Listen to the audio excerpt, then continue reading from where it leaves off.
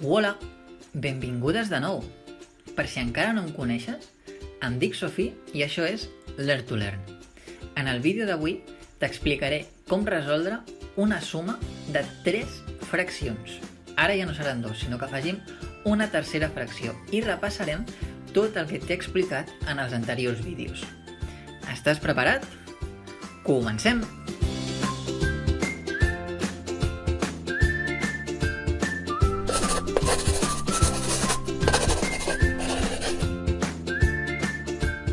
Per tant, sumarem 3 fraccions. Quina serà aquesta suma?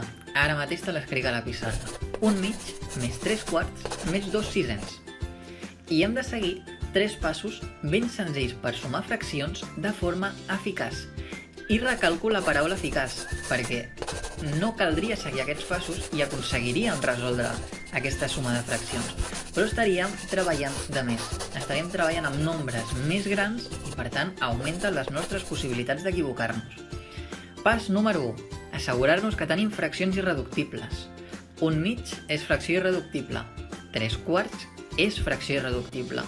Però 2 sisens no és una fracció irreductible. Podem factoritzar el 2 i el 6 i ens adonarem que tenim un 2 al numerador i un 2 al denominador que podem simplificar i la fracció resultant és 1/3. Torno a copiar la suma de fraccions amb la que treballarem a partir de ja amb fraccions irreductibles. Dit això, faig neteja de pissarra i veiem quin és el següent pas. Recorda que és importantíssim utilitzar el mínim comú múltiple. El següent pas és aconseguir tenir denominadors iguals. Torno a copiar perquè he esborrat la suma de fraccions amb la que treballarem i veiem com calculem aquest mínim comú múltiple. Ho vaig explicar en el vídeo de la setmana passada, però tornem a fer memòria.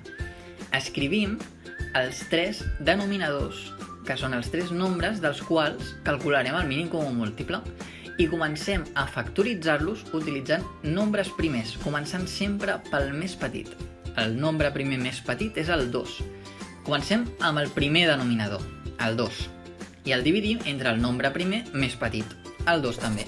2 entre 2 ens dona 1, i el 2 factoritzat és 2. Realment no cal factoritzar-lo, perquè no té més factors que ell mateix, però tot i així ho escric perquè vegis que es pot fer amb qualsevol nombre, encara que no sigui 100% imprescindible. Passem a factoritzar el 4 i tornem a començar amb el nombre primer més petit, el 2. 4 entre 2 ens dona 2. I tornem amb el nombre primer més petit que ens permeti fer la divisió, que torna a ser el 2. 2 entre 2 ens dona 1, i com que tinc un 1 a la columna esquerra ja he acabat. El 4 factoritzat és 2 per 2 o 2 al quadrat.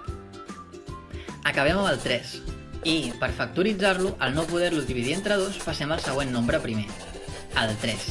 3 entre 3 ens dona 1 i el 3 ja el tenim factoritzat. Realment, igual que amb el 2, el 3 no té més factors, però ho faig igualment perquè vegis que apliquem el mateix procediment als 3 denominadors. Tenim els 3 denominadors factoritzats i procedim a calcular el mínim comú múltiple. Com es feia? Quina era la frase aquella? No pateixis que te l'apunto. Comuns i no comuns elevats al màxim exponent. Recorda que amb comuns i no comuns ens estem referint als factors. En aquest cas no hi ha cap factor comú. El 2 es repeteix en el denominador 2 i en el denominador 4, però com que no està en el denominador 3, és a dir, com que no està a tots els denominadors, no el podem considerar un factor comú. En el càlcul del mínim comú múltiple, això no és rellevant, perquè agafarem tant els comuns com els no comuns. Per tant, el 2 i el 3 s'estaran multiplicant, això segur. I els elevarem al màxim exponent. El 3 no està elevat a cap exponent, però el 2 sí que el tenim elevat a la 2. Per tant, el mínim comú múltiple serà 2 a la 2 per 3. 4 per 3, que és 12. Neteja de pissarra, i ara que ja sabem quin és el nostre mínim comú múltiple, podem escriure ja les fraccions amb els denominadors iguals i veiem quines són les transformacions que haurem d'aplicar als numeradors per treballar sempre amb fraccions equivalents. Concepte que també està explicat en aquest canal en vídeos anteriors. El 2, per arribar a 12, l'he hagut de multiplicar per 6. Per tant, a l'1 li faré el mateix, el multiplicaré per 6. El 4, per arribar a 12, l'heu de multiplicar per 3. I, per tant, el 3 de dalt el multiplicaré per 3, 9. Per acabar, el 3, per arribar a 12, l'he multiplicat per 4. I li faré el mateix a l'1, el multiplico per 4. Hem acabat amb el segon pas i passem al tercer, sumar numeradors. La veritat és que dóna gust treballar amb nombres tan petits. 6 més 9 més 4 ens dona un total de 19 i recordem que el denominador no el sumem, sinó que el mantenim. Hem acabat la suma de 3 fraccions, però no vull acabar aquí. Faig neteja de pissarra i plantejo una pregunta. Què hagués passat si no haguéssim utilitzat el mínim comú múltiple? Bé, veiem-ho.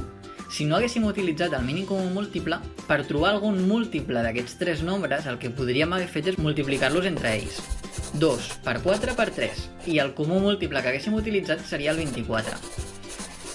Aplicaríem el mateix raonament de l'apartat anterior per saber quines transformacions hauríem d'aplicar als numeradors de les fraccions i ens adonaríem que els nombres que ens estan sortint són bastant més grans que en el cas anterior, concretament el doble. Per què? Perquè el denominador és el doble de gran que el mínim comú múltiple que havíem trobat abans i que havíem utilitzat com a denominador. Ara la suma és una mica més complexa, però tot i així la podem desenvolupar bé.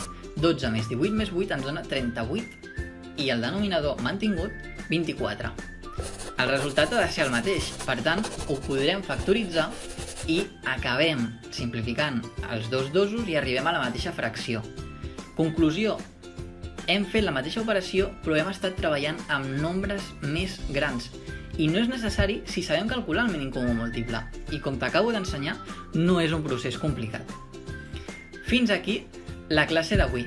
Moltes gràcies per escoltar-me. Faig última neteja de pissarra i et plantejo un exercici de pràctica. T'animo a que intentis resoldre'l amb les mateixes pautes que has vist en aquest vídeo i que em deixis el resultat als comentaris. Si t'ha agradat, deixa un pols a l'aire i subscriu-te al canal. També deixa'm comentaris amb el que t'agradaria aprendre sobre les matemàtiques i molt possiblement faré un vídeo sobre allò que em proposis. Ens veiem la setmana que ve. Adeu!